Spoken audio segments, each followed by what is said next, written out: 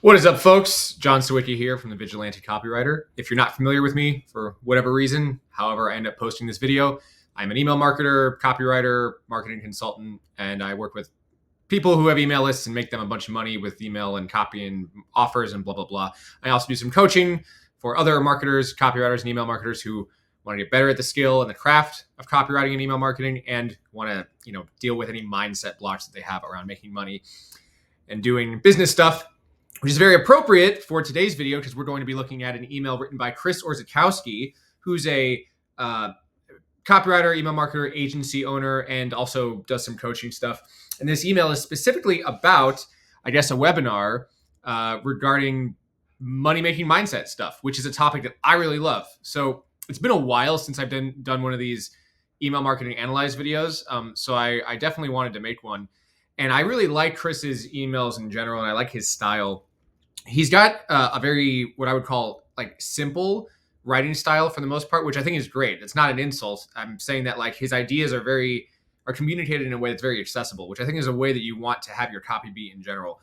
When I got started out in copywriting, I had a lot of, academic writing under my belt. And I remember thinking that like you wanted your writing to be really complex and, highbrow because it would communicate your intelligence or your education level or something like that. And I remember I had a coach mentor buddy at the time who said the idea is instead to have your writing be as simple as it can be. You don't gain points necessarily for making it more complicated or harder to understand.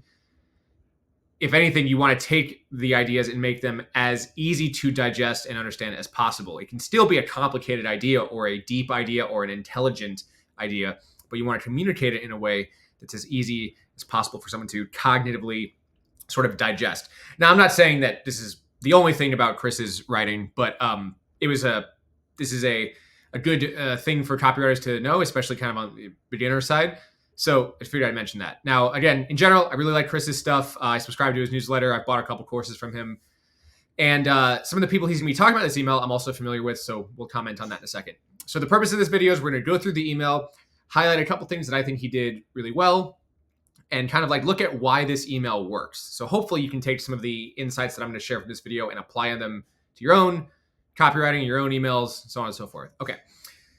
Getting started with the subject line. And just so you know, because I'm looking at this in a Google Doc, I literally just copied and pasted all this stuff from the email that he sent out to his list and just put it in the Google Doc so it's a little bit easier for us to look at.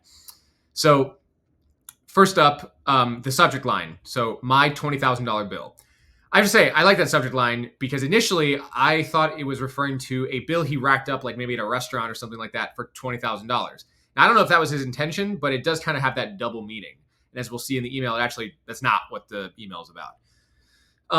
Now, I will say, as we read the email, I think it's possible that like a subject line that might have garnered a little bit more attention would have been something like how I had my first $20,000 month, or how to hit $20,000 as a copywriter, or how to have your first $20,000 month. Something that's a little bit more like tactically presented, because this generates a lot of curiosity, but I think that a lot of people in the copywriting space, especially people who'd be interested in the thing that he's promoting in this, would be really drawn to like that kind of a promise, that kind of a headline, that kind of a subject line. But still, I think it's solid. So the name of the game with subject lines is generally curiosity, right? And I would argue like it's curiosity plus benefit whenever you can. And this generates curiosity, but what I think could have been, curiosity plus a little bit more benefit, so to speak, would have been like something in the realm of how to have your first $20,000 month as a copywriter or something like that. Not trying to be too critical. I'm just saying there's an argument for that. All right, let's get into the email copy itself. 8 years ago, I took out a Sharpie and wrote out $20,000 across the face of a $1 bill. This is cool because I think this inherently gives you some curiosity about like, well, what happened, right? Like it's sort of like almost like the prompt or the premise rather of like a great story or a movie. Considering this seems like almost like a ludicrous thing for the average person to do, you want to keep reading because you're like, well, what happened? Like if you did this and you wrote an email about it, presumably something happened. Okay. So then he talks about Kevin Rogers. He's the guy behind Copy Chief, among other things. I've talked to Kevin Rogers a little bit. He's a nice guy from my experience. So my copywriting coach, Kevin Rogers, instructed me to do this. This is some good, like, I don't know, you'd call it like borrowed credibility or whatever. Presumably a lot of the people reading this email would also know who Kevin Rogers is. And it also like implies that this tactic of writing a big number on like a dollar bill, maybe that would work because it's this coach who's telling him to do it, right? And it's like this guy who's a respected name in the copywriting space and not just some dumbass coach. You know what I mean? All right. It sounded a little weird. What the fuck would that do? What kind of woo-woo bullshit was this? Yeah, this is very much Chris's style. This kind of like caps lock, you know, bullshit, what the fuck, you know, stuff like that. And I sometimes that's fun, you know. Trust me, he said. So I did. And if you're listening to this and not actually watching the video, I'm like going through and trying to read the text out loud as we go. I was still a special education public school teacher at the time, making a touch of $54K before taxes. That number scared me. I would have maybe put like a transition word there, like, so that number scared me, $20,000 or something, just to make the ideas flow a little bit better here. But what's cool about this is, again, he's presenting the situation. Like there's a lot of drama here. My coach told me to do this thing. I'm only making 50 grand a year. So this is all very scary and weird to me. And maybe I don't even believe that it's possible, right? And there's this real stark contrast between 50K a year and 20K. I assume I don't know if he gets into it, but the goal is like 20K per month or something like that. So like almost half of your annual salary, right? So we get this like real buildup of tension and like what's going to happen, right? And he even starts to ask these questions, like, you know, saying, he said up here, like, what kind of woo-woo bullshit is this? And down here says, was it possible? And, you know, there's other indications of this later. So you think about it, it's almost like a trailer for a movie. It's like, what's going to happen? You know, how's it going to end? So great building up of curiosity and tension there. Oh yeah, here he says it. So he says, that was what I wanted to earn in a month from writing copy. So it's this, you know, this is the number per month versus the number per year up here, right? Okay. Up until that point, I never made that much money. I was able to hit close to 10K a few times, but doubling that felt like a tall order, maybe even impossible. Again, doing a good job of like explaining his story, but also like a lot of copywriters are gonna be able to relate to this. A lot of copywriters kind of hit a bit of a ceiling around, you know, 8 to 10K, and it can be hard to kind of break past that. So this is going to resonate with a lot of people. Still, I trusted him. Months went by. I stared at the dollar bill every single day. I'd pick it up and I'd look at it. I'd stare at the number on this now defaced dollar bill. I like that description. Then a weird thing happened.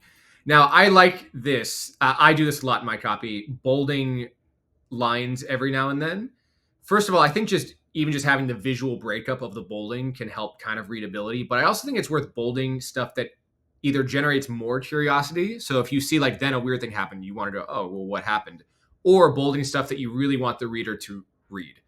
One of the ways I think about this is I want to bold stuff such that if all they read was the bolding, they would still get the essence of the email.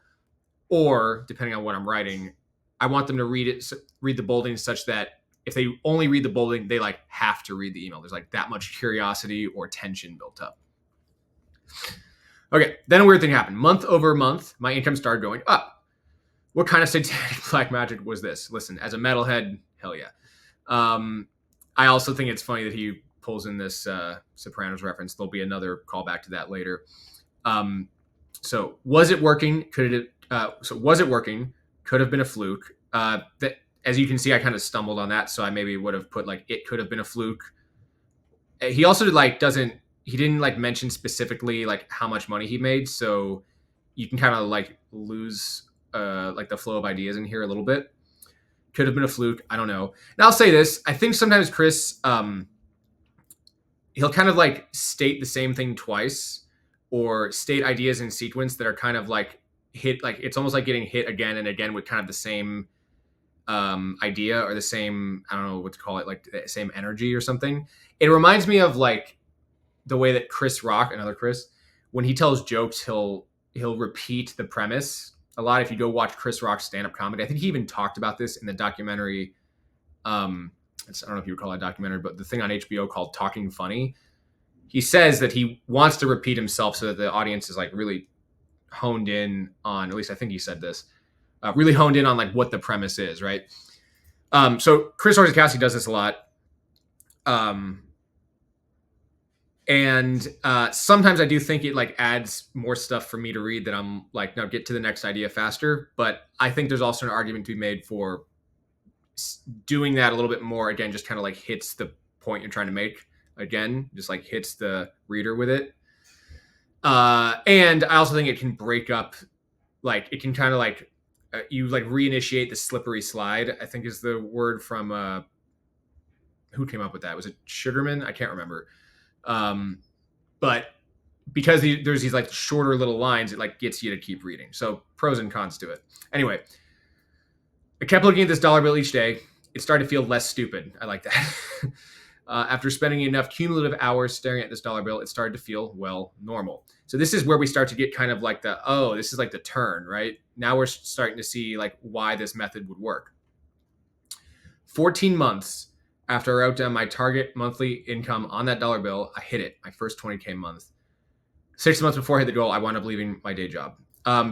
This is I will say like the sequencing of this, like the timeline may be a little bit confusing, but what's interesting, I'll say, and he doesn't really mention it, but it's funny to say that like it took 14 months to get there.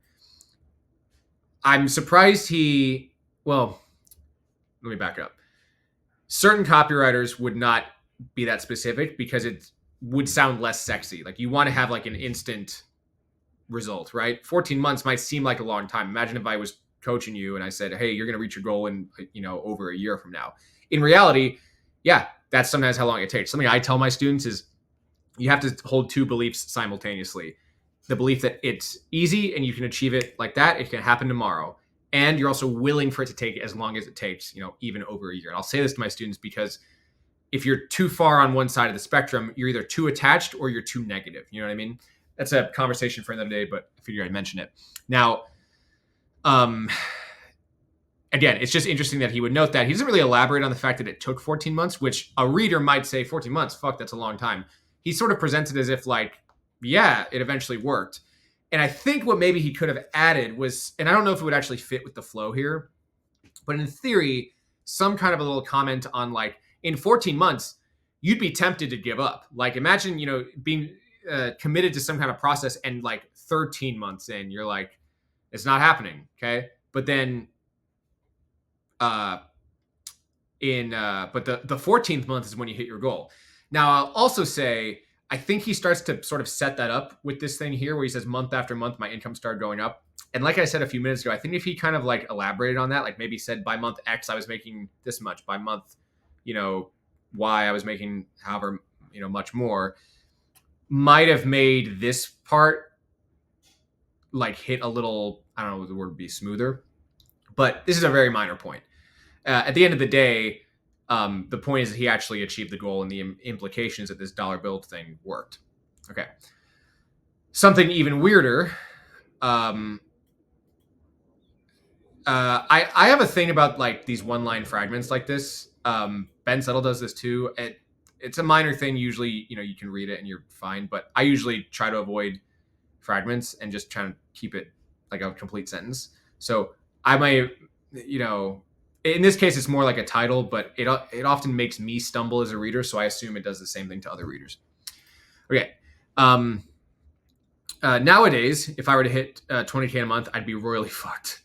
My goal is to hit 20K weeks as often as I can. I'm sure at some point in the future, the goal will be 20K a day. Hasn't happened yet, but it's only a matter of time. This stuff like this really demonstrates or displays a lot of confidence, which I think is really helpful when you're selling something. People don't, even if it comes off as arrogant, and I'm not saying that that's what Chris is doing here, but like even if in theory stuff like that comes off as arrogant in some places, you'd rather buy something from a confident person, and this lends a lot of credence to the fact that the stuff above, the whole, writing your number on a dollar bill thing, that it works because he has continued to achieve more success. I do think that like a transition that might have made this again hit a little bit harder would be something like, and I didn't stop there. Like I continued to set more goals and use these tricks and or these strategies or whatever the fuck, and my income grew even more. Rather than just saying it's weird now, I have now 20K a month wouldn't be that much. There might be something to be said for like not just like leaping ahead to that, but like setting it up so that someone goes, damn, it's like it can get even better than 20K per month. Hope that makes sense. Let's keep going. This is a concept I refer to as normalization. This is also something Chris is pretty good at. I don't know if this is like unique to him, but he will like create a lot of terms or present things. Like he'll give terminology to an idea, which helps it stick in your mind better. So I think that's effective. When you make a seemingly unattainable goal seem normal, even expected. I will say like, because it's not, this indicates that like it became normal, but then here he says that it's going to seem normal. I would just say that like, there might have been a way to like make some of that more clear, because if you're thinking about it from the perspective of like a student, right? Someone who has a financial goal and they're trying to attain it, this part makes it sound like, like whatever you hit is going to become normal and you're just going to have to fucking chase another goal. Right. Whereas this part is like saying, well, if you make it seem normal, then it is easier to attain, which is what's going to help me, the reader who's trying to hit whatever amount of money per month. It's going to make it feel like, okay, cool. That's like a tactic I should go do, right? That's an action and step I should take. Let's keep reading. The weird thing about all this woo-woo money mindset bullshit is it actually works. Yeah, that's kind of the core message of this email. I like that he bolded it. I do think there's like a setup or a transition that maybe could have happened here, but it doesn't really doesn't really affect your idea to comprehend the ideas. Let's keep going.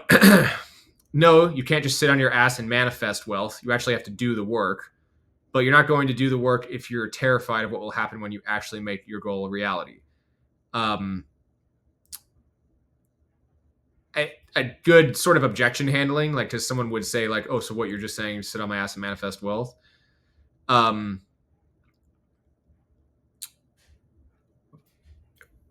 I would say is that he didn't sort of describe how this dollar bill thing like actually affected. Well, he kind of did. He said there's a thing here. After spending enough time looking at it, it started to feel normal.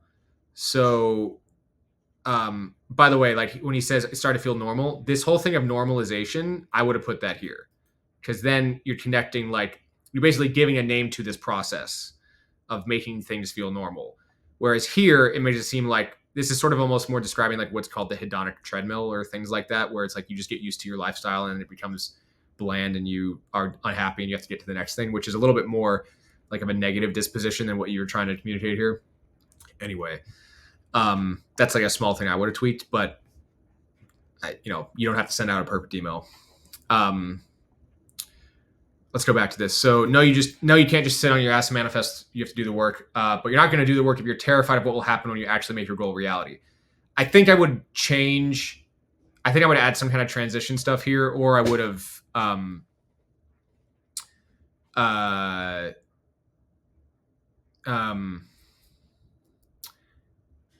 this is sort of a new idea, this idea of like, if you're terrified of what will actually happen, because that wasn't really presented as the conflict up here.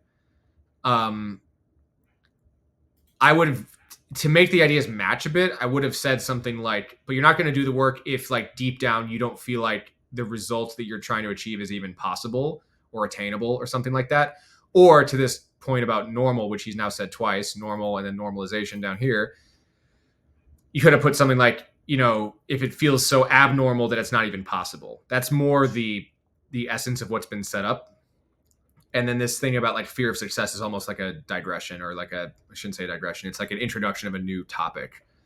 I will also say in general, this is not a comment about this email, but I find that this, like, I do believe in this, that, your subconscious mind has a fear of success sometimes, but I find that people are really bad at explaining it. So if you're going to introduce that in your copy, I think it's you got to just be you got to be able to explain what it means and then like why it's actually holding someone back, because you want someone to go, oh, I see how I'm doing that. That makes sense once you explain the actual sort of the process of why the fear occurs. You know what I mean? So let's keep reading. But you're not going to do the work if you're terrified of what will happen when you actually make your goal a reality. People are stricken with fear of failure, but more often than not, they're also crippled by a fear of success. I agree with this, but I will say it's not exactly what the email presented as a topic prior. So maybe this could have been a separate email. It's why you won't charge what you're worth. It's why you set your prices lower than your competitors. It's why you're not hitting daily sales targets. First in mind, then in fact. This is good because what I like about this is he's poking sort of the pain points that a lot of the people who would want to take action on what the CTA is in a little bit, the pain points they have. Not charging enough, feeling like you're undercharging or sort of not charging what you're worth, comparing yourself to others, hitting, certain targets or goals that you have. And then he does that thing that I described before where he'll kind of like restate the point that he's making, first in mind, then in fact here. Okay, I have more to say on this topic. I will definitely continue my train of thought tomorrow. However, if you're interested in improving your money mindset and unfucking your brain so you can feel good about making money and so you don't feel guilt about going after what you really want in life, then, okay. I really like this transition overall. I like that he says, I have more to say on this. I'll continue my train of thought tomorrow. Sort of nice little open loop. Gets you to keep an eye out for the next email. However, if you are interested in blah, blah, blah, here's my call to action.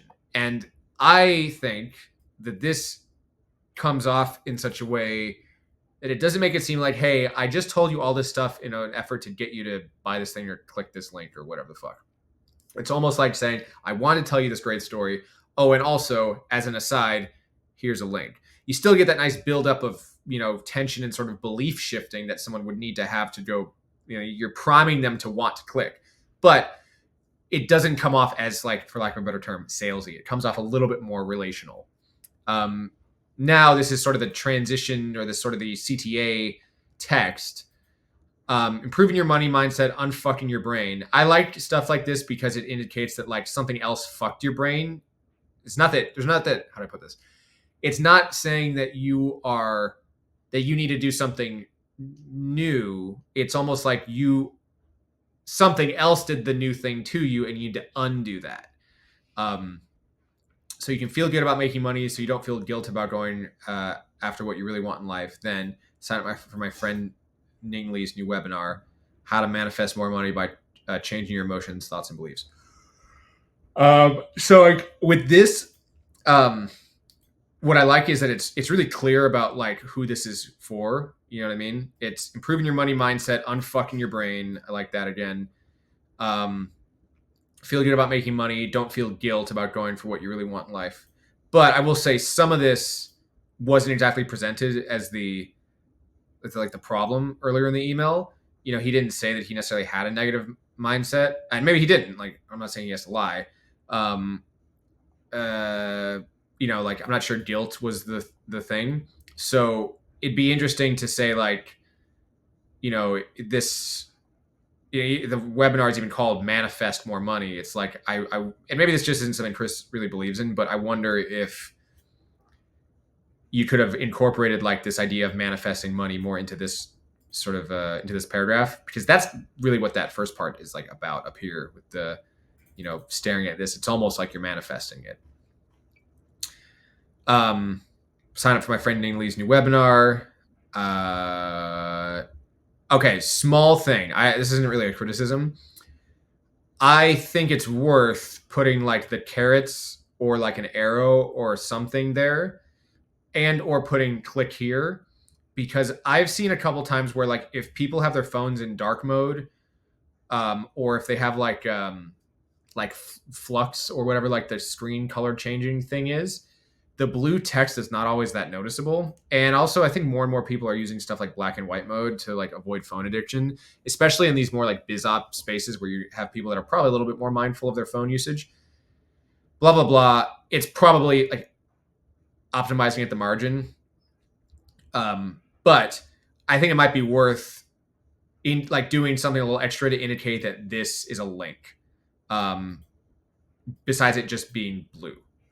This is not a criticism of Chris. Like almost nobody thinks about this, but it's something that I've thought about, so I just figured I'd mention it. Ning and I go back. We've been friends ever since hanging out in person at Copy Chief. Super sharp copywriter. He's an expert in helping people through all the mental bullshit that holds them back. If that describes you, then get your ass on this webinar. I like language like this. It's just funny to me. It happens tomorrow. I think maybe that was a typo. I don't know. Anyway, so it happens tomorrow. Spilling Your Sorrows with Dr. Melfi. Okay, so this is a reference to the therapist in The Sopranos. I will say though that like the email wasn't exactly about like feeling bad for yourself. But I will say that like some people would pick some of this like this version of inner work over going to a traditional therapist. So there is that kind of like comparison that can be made, that it's like mindset work versus going to see a therapist. Although I will say, as an aside, you should do both. Mindset work, especially in a business sense, is not, in my opinion, a substitute for proper therapy. And I've done a bunch of both, and that's a topic for another video. By the way, oh, jeez, sorry, had a timer going. I will also mention I know Ning pretty well, and his mindset stuff is actually solid. I think he gets a lot of it from Brent Charlton, but I'm sure this is a good webinar. So anyway, that's pretty much it. So overall, I really liked this email, and it got my attention. It made me read the whole thing, and it inspired me to do this, email marketing analyzed video. So I just want to say thanks for hanging out. I hope you enjoyed this. I hope you got something out of it. Definitely go subscribe to Chris Orzechowski's list. I like his Make It Rain Monthly newsletter. I subscribe to that. And I also am a fan of some of Ning Lee's mindset stuff. So I definitely want to give some props to some of the people that are mentioned in this email. Anyway, if you need anything else from me, feel free to leave a comment below wherever I post this, and you're welcome to hit me up via email. And definitely hop onto my email newsletter. I share a bunch of tips and ideas about making money, and also a lot of mindset stuff. I really like the woo-woo bullshit. It's definitely worked for me. I've had some like crazy experiences with it, and I'm actually tempted to try this $20,000 on a $1 bill thing. I might do that. Yeah. All right, y'all. Thanks for hanging out. See you in the next video.